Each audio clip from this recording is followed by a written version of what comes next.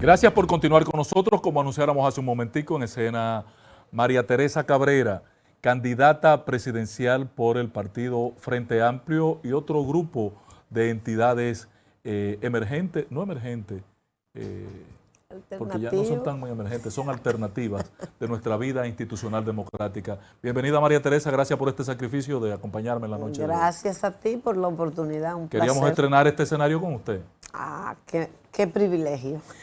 María Teresa, estamos inmersos, antes de que entremos a definir todo tu proyecto político, tu propuesta y cómo se configura tu oferta política al país, esta situación que estamos viviendo, que ha prestado atención hasta en el escenario internacional. Bueno, yo creo que es una situación que tiene su complejidad porque agrega un elemento a una situación que está latente en la República Dominicana y Haití con el tema migratorio y los diferentes abordajes que hay de esta situación. Ahora el tema de la iniciativa del canal y las medidas que ha tomado el gobierno dominicano se complejiza, pero yo creo que hay un elemento que le agrega mayor nivel de complejidad y es la situación que vive Haití en términos de legitimidad, de institucionalidad, porque seguridad, hace un poco difícil. Un Estado fallido tema, totalmente. Muy difícil porque tú casi, es decir, como que los interlocutores... ¿No hay autoridad? Entonces eso hace mucho más compleja la situación. Sin embargo, yo creo que hay que pensar siempre, por más difícil que sean las situaciones, cuando tú tienes una realidad como la que vivimos nosotros, es decir, dos pueblos, dos estados, se supone, por lo menos teóricamente es así, que compartimos una misma isla, cuando uno tiene una situación como la que se vive de aquel lado, eso siempre va a generar una situación con niveles de complejidad. Yo pienso de todas formas que nunca se puede renunciar al diálogo, porque las confrontaciones, por más grande que sea la dimensión, al final terminan en una negociación. Claro, claro. Entonces yo creo que yo diría que pensando en la realidad que tiene el Estado haitiano con el problema de institucionalidad, de falta de legitimidad, la situación, allí no hay Congreso, el primer ministro, yo pienso que es más de nombre porque también no tiene autoridad sobre nada. No tiene autoridad ni tiene legitimidad tampoco. Exacto. Entonces, pero partiendo de que hay un acuerdo, digamos, de rango internacional, claro, hay que apostar a la mediación de alguna instancia internacional que pueda mediar en esta situación y crear un ambiente de diálogo que permita que las medidas que se han adoptado en la República Dominicana puedan ser revertidas. Pero por ejemplo, en ese punto, María Teresa, porque tú das en la diana ante un acuerdo que es ley entre las partes, ya refrendada por los congresos, con un árbitro, porque definieron espacios para arbitraje. Exacto. ¿Por qué República Dominicana no ha acudido a ese recurso del arbitraje y ya prácticamente ha movilizado su ejército a la frontera? Mira, sin que medie el proceso institucional? Yo pienso que hay que, frente a decisiones, a situaciones como esta, que se generan muchas efervescencias, que hay muchas argumentaciones, algunas obviamente con fuente, digamos que esas fuentes de argumentación son muy diversas. Hay gente que pesa más lo emocional, que pesa más lo El concepto político sentimental. o nacionalista. Exactamente. Entonces, pero yo creo que hay que tener en consideración las dos realidades y el impacto que tienen las medidas para ambos pueblos, porque nosotros también nos afectamos. Claro. Es decir, el comercio con Haití tiene un peso en la economía dominicana. Y por eso yo creo que, aunque entiendo que efectivamente, de acuerdo a las informaciones, los análisis que han hecho, digamos, técnicos en relación con el problema del canal, porque no se trata, yo creo que está claro que cuando un río, como este caso, es compartido por dos estados, ambos tienen derechos sobre sus aguas, pero ninguno tiene derecho a desviar el curso natural. Una cosa es aprovechamiento de las aguas. Y otra cosa es desviar. Entonces, hay muchas repercusiones de distinta naturaleza. Pero yo creo que aún así, con el nivel de complejidad que tiene, me parece que la vía para crear una situación de discusión, de diálogo, con una mediación internacional, debe ser un recurso al que no se puede renunciar. Porque me parece que hay que también preguntarse cuánto tiempo se puede mantener las medidas. Bueno, ya hoy las poblaciones de la frontera ya hoy están algo irritadas. En ese sentido, yo creo que la vía que a mí me parece como más a la mano, más viable, es apelar a una instancia internacional de arbitraje que pueda generar un ambiente en el que las partes se puedan sentar a discutir, a pesar de la complejidad que tiene la ausencia de instituciones que funcionen en el caso del lado haitiano. Sin embargo, María Teresa, aunque esa es una de las argumentaciones que hasta el mismo presidente utiliza para justificar el comportamiento de esa nación, lo hizo hoy de nuevo, lo hizo el lunes pasado y lo hizo hoy en la Asamblea de la ONU. Sin embargo, a veces afloran como figuras imponentes institucionales de Haití. Por ejemplo, hay documentos de Cancillería en el día de hoy, la semana pasada el documento de gobierno, la presencia policial en el escenario. O sea, tú ves como que hay el ministro de Agricultura sale y opina, una chica que es ministra de Medio Ambiente. O sea, que tú ves como señales de que hay algún aparato de Estado operando allí. Mira, incluso con este tema hay informaciones como cambiantes, porque en principio el propio gobierno haitiano dijo que era una iniciativa privada, sí, que no se trataba de una iniciativa gubernamental, pero a veces ellos aparecen como si se tratara de una acción de privada Estado, apoyada por el Estado. Exactamente.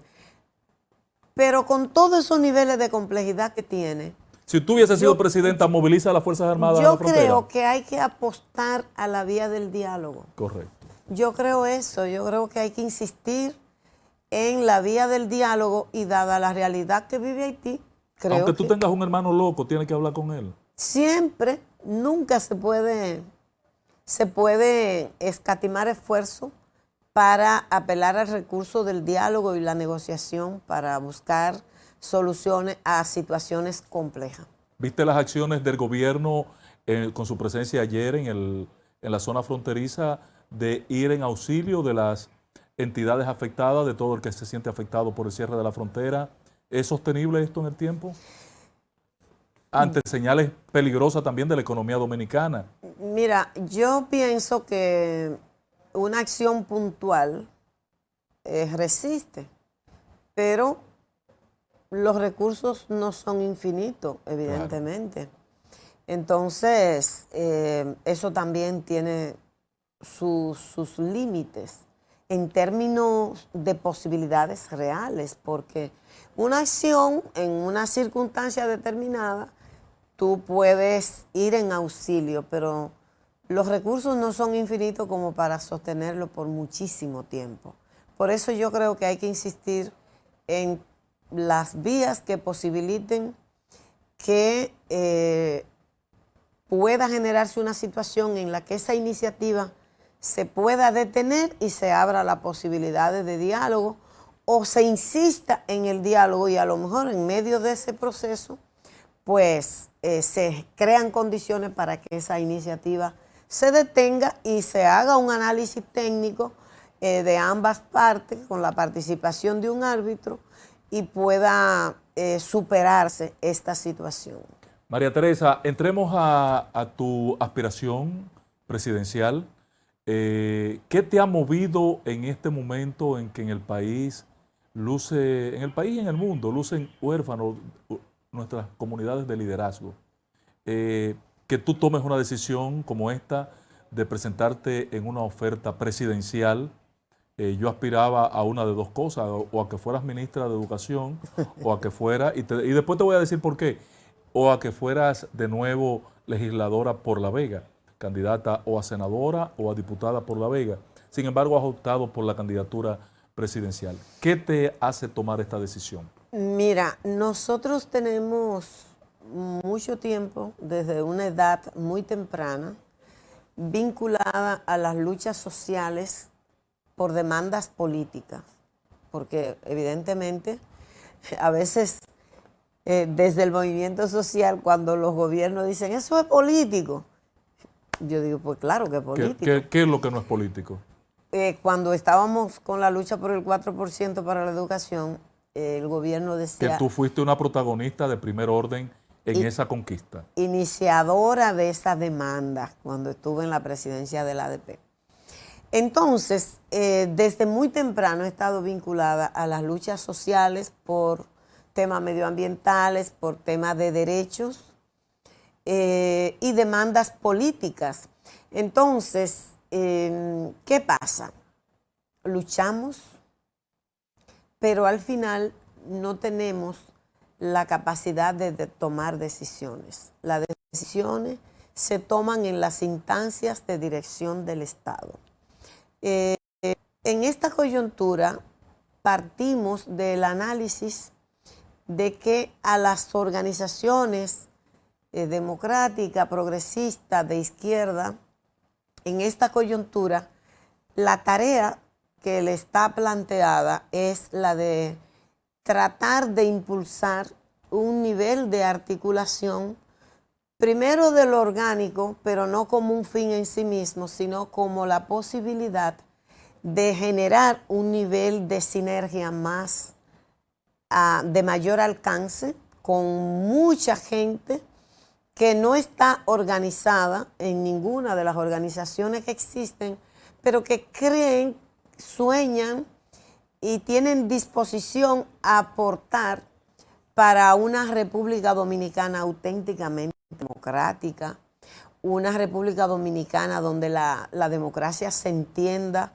como un sentido de integralidad que trascienda la simple organización de elecciones cada 4 años y que se entienda que la democracia tiene una dimensión económica que ha de expresarse en políticas públicas que estén orientadas a redistribuir las riquezas que se generan socialmente, que pueda impactar en la reducción de los niveles de inequidad social y de profunda desigualdad que caracteriza a la sociedad dominicana. Totalmente de acuerdo. Lo que hemos visto es que durante casi 60 años la economía crece, pero ese crecimiento está muy concentrado en unas cuantas manos y no genera impacto en todos los sectores, los trabajadores y las trabajadoras que con su trabajo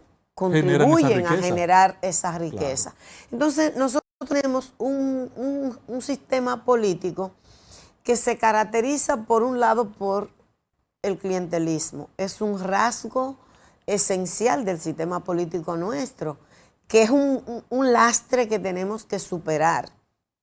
Tiene, por otro lado, concentración de la riqueza y centralización del poder. No hemos logrado una democratización en términos social que haga posible que la ciudadanía tenga mecanismos efectivos de participación en las tomas de decisiones importantes. Pero también un rasgo del sistema político nuestro son los salarios miserables. Es decir, una política salarial restrictiva. Y el salario es una de las vías, digamos, de los mecanismos, junto con los servicios sociales, las políticas públicas, las políticas sociales, son los mecanismos más efectivos para impactar en la reducción de la desigualdad, para redistribuir riqueza. Entonces, nosotros hemos tenido un gobierno viene, un gobierno va, y esos temas que son, digamos, esenciales no se tocan. Se toman medidas, se hacen cosas que parecen diferentes, pero que no alteran la esencia del régimen político que debimos superar con la caída de la dictadura de Trujillo. María Teresa, en el marco de tu proyecto presidencial, ¿has pensado en lo que significaría tú en una posición de poder y el futuro del Ministerio de Educación, que parece que le ha caído una desgracia y que no sale de una? Mira, ¿cuál sería la visión, tu visión? El sistema educativo, la educación es una de las áreas que es necesario transformar de manera sustancial en la República Dominicana. La educación es donde se sintetizan las aspiraciones, los ideales de una sociedad. Es donde se puede indagar hacia dónde una nación quiere ir. Es en la educación. Entonces nosotros todavía no hemos podido superar la escuela tradicional en términos, digamos, de sus rasgos esenciales. ¿La culpa de quién? ¿De la clase gobernante? No, ¿O yo creo o del cuerpo magisterial? No, es más profundo que eso. Cuando nosotros hacemos discusión, generalmente se busca un aspecto, o se dice que son los profesores, que su formación no es buena, o cualquier otro factor, pero no se puede abordar así, hay que mirarlo integralmente. Yo creo que la educación dominicana es una víctima del sistema político que tenemos. Válido. Si tú observas los rasgos del sistema político nuestro, tienen un impacto terrible en la educación. Vamos a ver. Clientelismo. Sí, presente. El clientelismo se traga históricamente una parte del presupuesto de educación. Eso no amerita discusión, Claro. Eso está documentado, hay suficiente investigación en ese sentido. Altísimos niveles de corrupción y de impunidad es un rasgo que sobresale en el sistema político nuestro. La corrupción y la impunidad se ha tragado una parte importante del presupuesto que se destina a la educación. La debilidad institucional es un rasgo también de nuestro sistema político, a pesar de los avances que han habido. La debilidad institucional sigue siendo un rasgo, una característica que sobresale, porque la institucionalidad no es el edificio de una institución, es la norma, es la ley. Y nosotros tenemos serias dificultades para cumplir las leyes que nos damos. Tú lo puedes analizar en cualquier lado y vas a darte cuenta que a nosotros nos cuesta mucho, primero, aprobar una ley con un poquito de avance. Sí. Tardamos décadas llevándola y trayéndola, ya se trae, ya se lleva. Cuando ya viene se a aprobarse engaveta. ya hay que reformarla. Y cuando se aprueba, a pocos meses, ya los mismos actores que la aprueban andan buscando cómo quitarle aquellos elementos, aquellos aspectos que pudieran significar una mejora, sí, claro. una transformación. Entonces es un problema de institucionalidad Claro, fuerte. claro. Si no podemos cumplir las leyes que nos damos, hay un problema de institucionalidad. Entonces eso también se refleja en el sistema entonces, educativo. ¿qué ha pasado? Y todo eso permea, déjame un minuto para concluir esta idea. Todo eso permea las políticas públicas. Cuando la gente dice, los maestros y las maestras no están bien formados, ese es el problema de la educación. Yo te digo, pero ¿quién lo forma? ¿Quién decide las políticas de formación docente? ¿Quién la gestiona? ¿Son cada profesor que la gestiona o cada profesora? No. Es la estructura que nos hemos dado. El Ministerio de Educación tiene una burocracia extremadamente pesada. Eso se ha estudiado muchísimo. Hay estudios que se pagaron caro, pero las recomendaciones de esos estudios se engavetan. Entonces ahí hay una dificultad. La escuela no está en el aire, la escuela está situada. La escuela está condicionada por lo que ocurre en la sociedad. Si la sociedad es violenta, si la violencia crece en la sociedad, se va a reflejar en la escuela. Claro. Si en la sociedad hay impunidad, hay un mensaje que es mucho más significativo en términos, más poderoso, es lo que quiero decir. No significativo, sino poderoso, en términos de la capacidad que tiene de penetrar, de ser interiorizado por las jóvenes generaciones, porque los valores no se enseñan con discursos, sino con la práctica, en la cotidianidad, con el ejemplo. Entonces, en la educación, siempre que se analiza, se piensa en la educación escolarizada, pero tenemos que ver la educación como fenómeno social, claro. Porque en esa educación como fenómeno social interviene toda la sociedad a través de las distintas instituciones. Y ese contexto que se genera en la educación como fenómeno social condiciona, digamos, en ese contexto se monta la escuela. Por lo tanto, si hay una influencia, porque la educación es eso, un sistema de influencia, la familia juega un rol poderosísimo. No hay otra institución que haya podido desplazar a la familia en términos de la capacidad de influir entre sus miembros. Claro.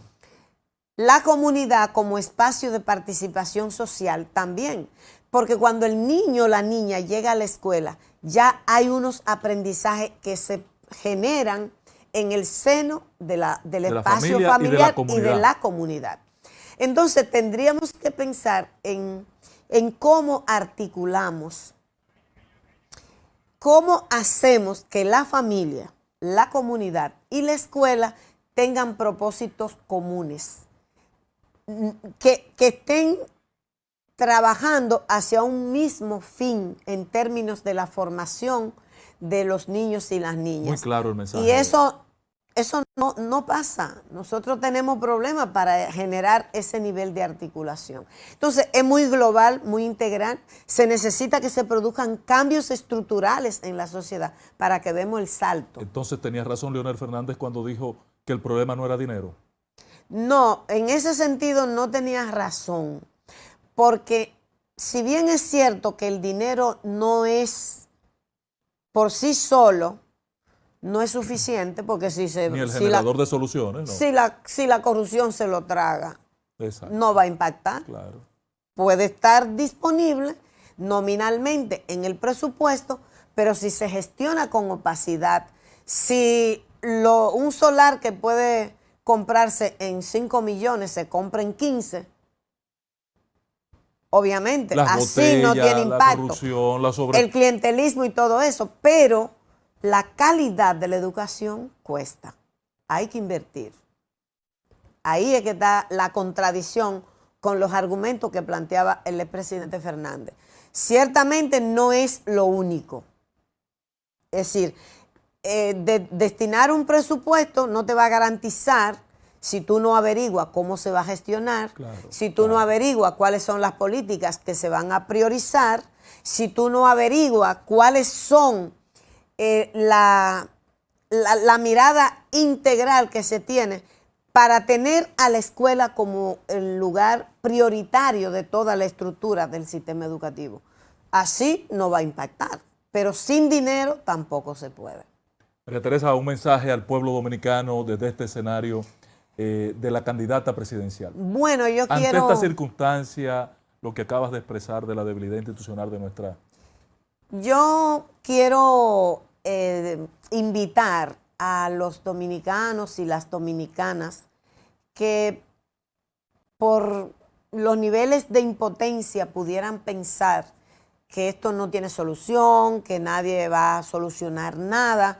Yo creo que nadie solo lo va a solucionar, pero todos los que creemos que es posible transformar la sociedad dominicana, si nos unimos, si nos articulamos, si actuamos de manera conjunta, podemos encarar los grandes problemas que afectan a la sociedad dominicana, como el tema, por ejemplo, de la inseguridad ciudadana, que no cayó del cielo. Es el resultado de una combinación de factores que han estado presentes y que han ido creciendo en la sociedad dominicana. Por lo tanto, la invitación es a que no nos rindamos. Rendirse no puede ser una opción. Tenemos que intentar, aunque parezca muy difícil, pero siempre es posible, porque cuando Duarte y los trinitarios se plantearon fundar la República, aquello no era una tarea fácil, era muy difícil en aquel contexto. Sin embargo, 6 años después, la República nació. Y a lo largo de su historia ha vencido todas las dificultades, las vicisitudes que ha tenido que enfrentar, y lo ha hecho con los dominicanos y dominicanas que han creído y siguen creyendo en la viabilidad de esta nación. Gracias, María Teresa. Gracias, María Teresa Cabrera, este espacio es suyo, póngalo a prueba. Gracias. Bueno, señores, vamos a la pausa, regresamos de inmediato.